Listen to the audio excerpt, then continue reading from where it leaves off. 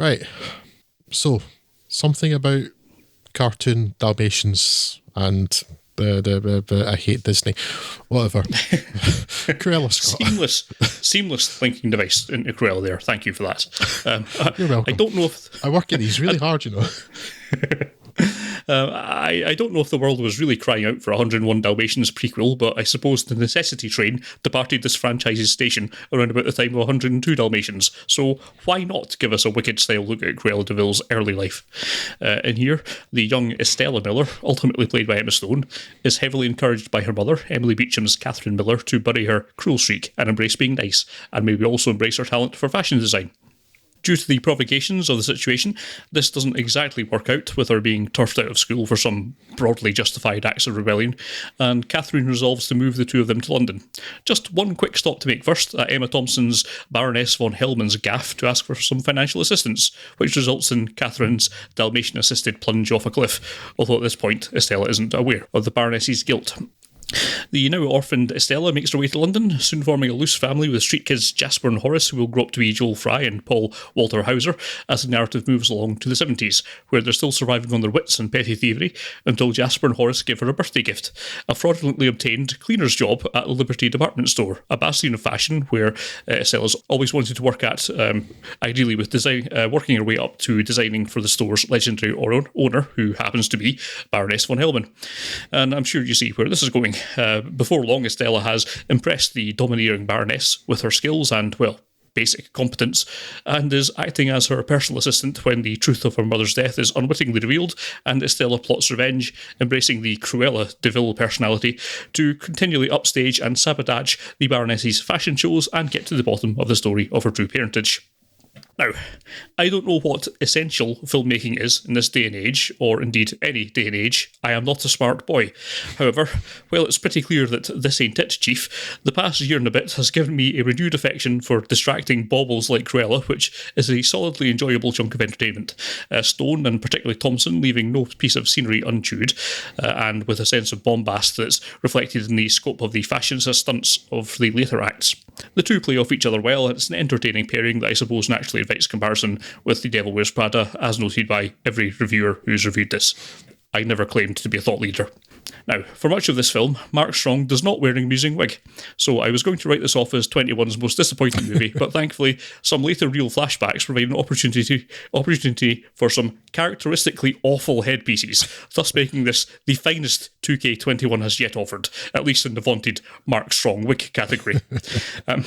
Look, it's enjoyable enough, but it's not something that's likely to be bothering any film of the year lists, but at the very least, it's the only film we'll speak of today that picks an appropriate tone and sticks to it, and is certainly the most full of life. Still not enough to get me subscribing to Disney Plus, of course.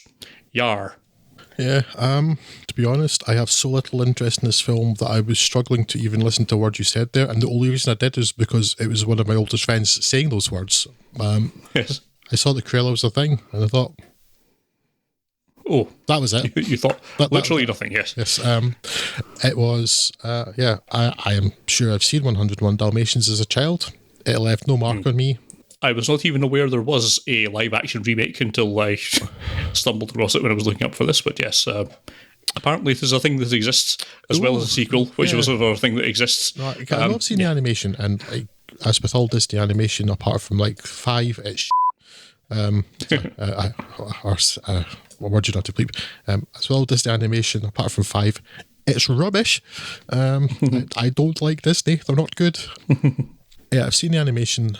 I do remember there now being a live action thing. Is that like the early 2000s, something like that? Yeah, or same kind early to mid, at least. There's that kind of time frame. Yeah, same kind of time.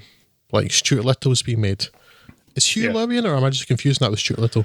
I don't know if he's in it or not. To be honest, I don't think so. But I'm not sure. Space for some reason.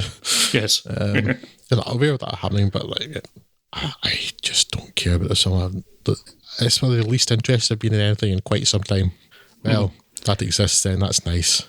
Yeah, I would say I actually enjoyed it. I have no particular bone to pick with it. It's obviously not particularly essential, but it is staking out its tone and its story fairly early on and keeping with it. And if you liked the other kind of Disney live action stuff that's been done recently, between Aladdin and Beauty and the Beast, it's a similar kind of level of kind of quality and polish and all that kind of stuff. So it is fitting in well with its stablemates, and is a perfectly valid and enjoyable entry into Disney's kind of recent live action stuff. Perfectly good, perfectly solid entertainment. Say, mainly it's made by Emma Thompson and Emma Stone, who are just absolutely chewing every bit of scenery, going and really hamming it up to an amusing degree. And yes, I certainly was not expecting to see Paul Walter Hauser show up doing the most Cockney of Cockney accents. He's taken some stick for it being not a particularly great Cockney accent, but it's certainly no Dick Van Dyke thing, because it's clearly aiming to be the ultimate broad kind of Guy Ritchie-esque stereotype of a Cockney accent, and that's exactly what he delivers. It's perfectly fine. It's got a reasonable amount of heart. I like most of the supporting acts. It is perfectly fine. I would, if you're in the sort of category of person that would be even vaguely interested in something like this, then give it a go. It's pretty good.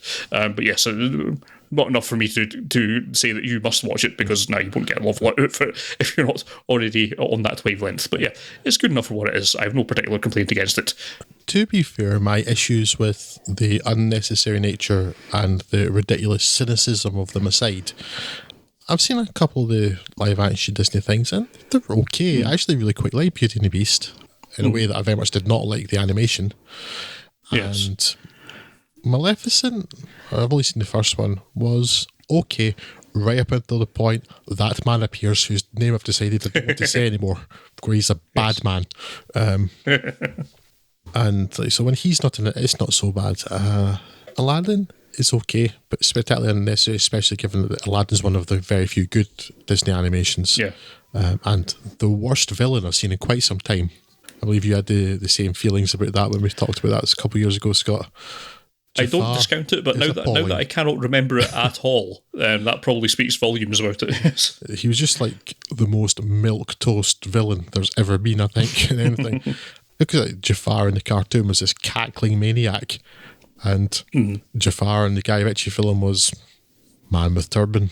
In which case, I think I might actually recommend this to you, because you get two cackling maniacs. So for your money. So yes, maybe worth a go. Give it a chance. I like Emma Stone, like Emma Thompson, but with so many films to watch, I don't think I'll ever watch this. Fair enough. But I mean, it's not like I'm going to actively avoid it in it either.